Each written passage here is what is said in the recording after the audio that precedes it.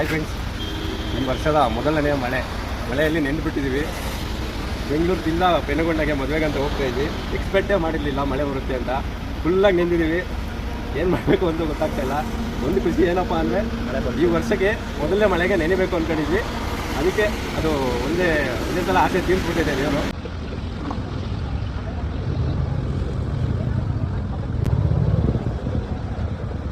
ಬೇಸಿಗೆ ಕಾಲ ಮಳೆ ಬರ್ತಿದೆ ಅಂದರೆ ಅಂದ್ಕೊಂಡಿದ್ದಿಲ್ಲ.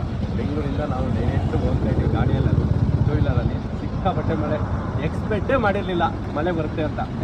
ಅರ್ಧ ದಾರಿಗೆ ಬಂದ್ವಿ, ಫುಲ್ಲು ಮಳೆ. ಎಲ್ಲರೂ ನೆನ್ಕೊಂಡು ಪಾಪ ಬರ್ತಾ ಇದ್ದಾರೆ. ಏನು ಮಾಡೋದು, ನಮ್ಮ ಅಣ್ಣನ ನಂಬ್ಕೊಂಡು ಬಂದ್ವಿ. ನಮ್ಮ ಅಣ್ಣಂಗೆ ಹೇಳಿ ಕಾರ್ ತಗೊಳ್ಳೋಣ ಅಂತ. ಯಾರು ಬೇಡ ಕಣೋ, ಬೇಸಿಗೆ ಕಾಲ ಆರಾಮಾಗಿ ಗಾಡಿಯಲ್ಲಿ ಹೋಗೋಣ ಅಂತ ಕೇಳಲಿಲ್ಲ. ಎಲ್ಲ ಫುಲ್ ಮೇಲಿಂದ ಕೆಳಕಂತ ನಿಲ್ಲೋಗ್ಬಿಟ್ಟಿದೆ. ಇಷ್ಟೇ ಖುಷಿ. ಏನಂತೀರಾ ಫ್ರೆಂಡ್ಸ್?